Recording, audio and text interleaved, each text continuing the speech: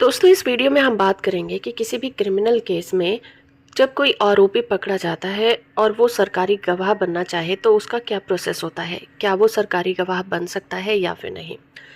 Criminal case में एक आरोपी को सरकारी गवाह बनने की इजाज़त तब दी जाती है जब कोर्ट और जांच एजेंसियों को मामले से रिलेटेड जो महत्वपूर्ण जानकारियां होती हैं या सबूत होते हैं वो नहीं मिल पाते हैं या फिर तैयार करने होते हैं।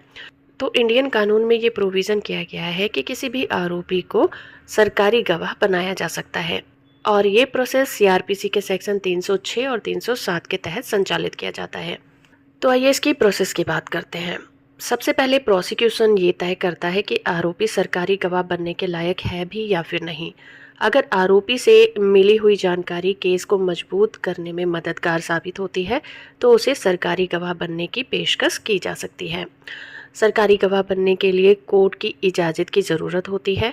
कोर्ट ये सुनिश्चित करता है कि आरोपी अपनी मर्जी से किसी दबाव में ना आकर सरकारी गवाह बन रहा है या फिर ऐसा डिसीजन ले रहा है, जिसके बाद आरोपी को कोर्ट के सामने पूरी सच्चाई को बयान करना होता है। अगर वो गलत या अधूरी जानकारी देता है तो उसकी माफ़ी को रद्द कर दिया जाता है और वो मूल अपराध के लिए जिम्मेदार ठहराया जा सकता है। सरकारी गवाह बनने के बदले में आरोपी को अपराध की गंभीरता के आधार पर माफ़ी दी जाती है या फिर उसकी सज़ा को कम कर दिया जाता है। अब सवाल ये उठता है कि कोई भी आरोपी किस तरह के केसेस में सरकारी गवाह बन सकता है।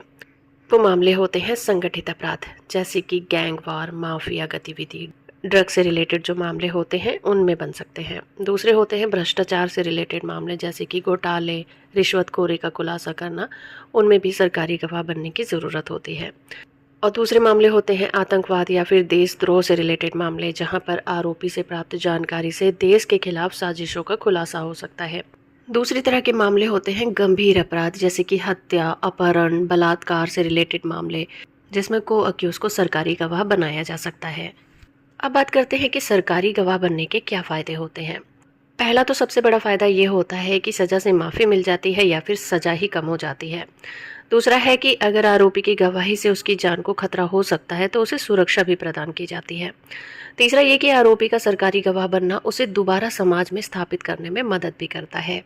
लेकिन साथ ही साथ सरकारी गवाह बनने के कुछ खतरे भी होते हैं, जैसे कि गवाही के बाद का खतरा। अपराधियों द्वारा बदले की भावना से सरकारी गवाह की जान को खतरा हो सकता है। अगर आरोपी ने गवाही में झूठ बोला या जानकारी छुपाई तो उसकी माफ़ी भी रद्द हो सकती है।